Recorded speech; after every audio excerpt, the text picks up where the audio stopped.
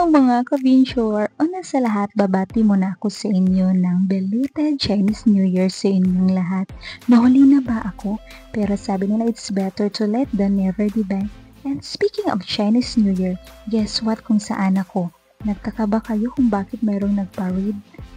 Ang cute na mga costume nila. At meron din ng street dancing. Feeling ko tuloy na sa sinulog ako sa Cebu na may nagsasayaw sa daan. First time ko itong nakita na mayroon dito sa Taiwan pala. At ang daming tao. O diba parang merong festa. Yes! Meron talaga ang makipag-celebrate tayo dito sa Anand District, Tainan City. Festa ng kanilang God dito sa temple.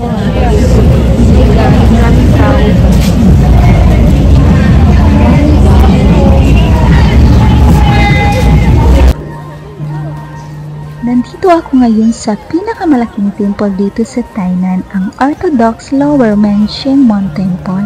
Na-vlog ko na ito dati kung napanood nyo, pero this vlog ay different nung una kasi manonood tayo ng fireworks display. Dahil dito sa temple, meron silang celebration ng fireworks festival. Every year pala nila ito ginagawa after Chinese New Year.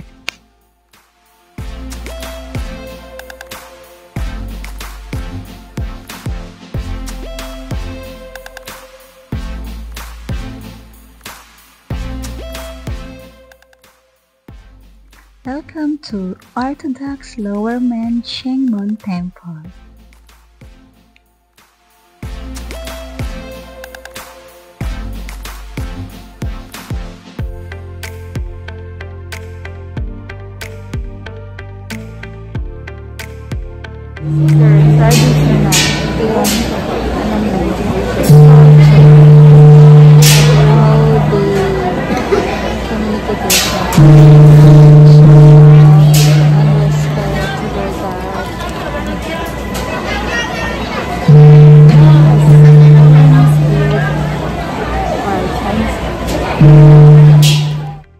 I discover habang pinapanood ko sila na pagtanto ko ay napaka-religious din pala ng mga Taiwanese people. Ang kanilang matatag na pananampalataya at matibay na pananalig sa kanilang mahal na Panginoon ay makikita kung gaano nila nire-respeto at sinusunod hanggang ngayon ang ritual ng kanilang makulay na kultura. Ito yung loob ng temple nila. Diba ma-amaze ka sa ganda at makulay na disenyo ng temple nila? At dito naman guys, ay kung saan bibili ka ng offer. I-offer mo doon sa altar. Diba nakikita niyo na maraming God.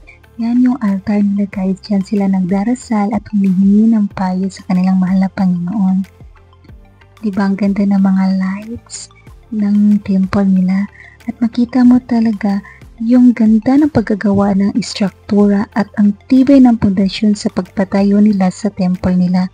Habang nakatayo ako dyan, feeling ko bumalik ako sa unang panahon para bang nasa Korean drama ko na historical. I enjoy the moment guys kahit medyo malamig dyan guys. Yang! Kasama? It's fire. Fire?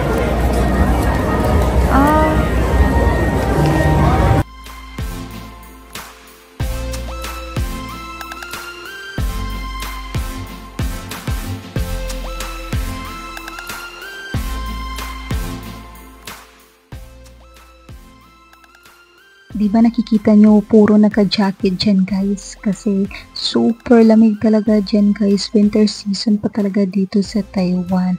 Pero kahit malamig, na-enjoy ko pa rin. O, kita nyo naman, o. Na-enjoy ko pa rin yung gabi, o diba? At alam nyo ba guys, ang yung pagkakaiba sa simbahan natin at sa temple nila, pwede kang magsugal. Merong sugal sa loob ng, sa labas ng temple doon sa gilid. Ito yung tinatawag ng mga Pinoy ang kaskas. Ito yung, diba nakita yung mga card. Bumili ka ng card, tapos kinakaskas mo at makikita mo yung kung may parehong number o parehong karakter, panalo ka dyan. At dito naman yung may nagtitinda, mayroon ding street foods sa tabi-tabi at hindi ka magugutom kahit malamig man o nauhaw ka. merong kahit anong pagkain nila, di ba yun yung mga pagkain ng mga Taiwanese street foods. At dahil dyan, nagugutom na kami habang naghihintay kami. Kita nyo, ang daming tao guys, grabe, ang daming tao, ang daming nag-aabang sa fireworks display. Kahit malamig, walang pake, basta't makita lang yung fireworks. So, di ba, saming tao, ang daming mga Taiwanese, grabe. Walang pake kahit malamig, no?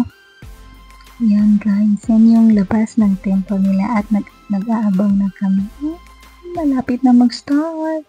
Yan, napakaganda ng fireworks nila guys. Grabe, ang ganda ng mga pasabog ng fireworks nila. Super na-enjoy ko talaga. Enjoy talaga namin kahit nakatitingala ka. Kasi ang haba niyan, ang haba talaga, mga 40 minutes pero putol-putol. Kahit sobrang tutok ka sa taas, okay lang kasi mabubusog ka. Mabubusog yung mata mo sa ganda ng mga pasabog ng fireworks nila. Ayan, diba guys? Super maganda.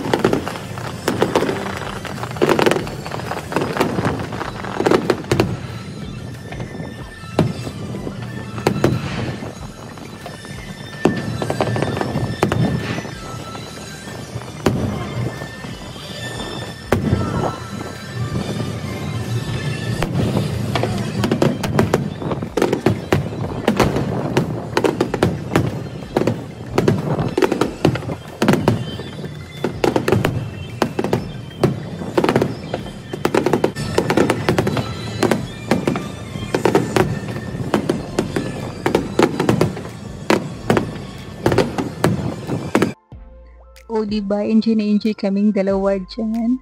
Super ganda talaga ng fireworks guys. Ma-amaze ka talaga.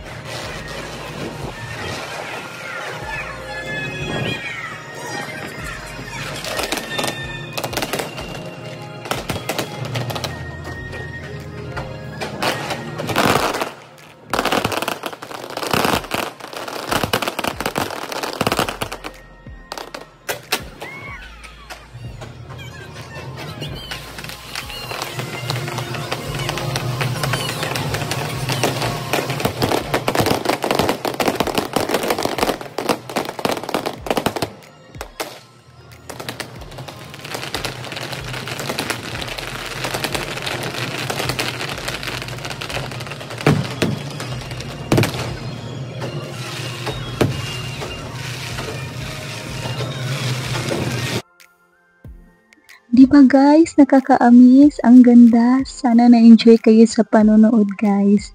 Thank you for watching. This is Fan Adventure and I'm saying, life is full of adventure. Jai Jen!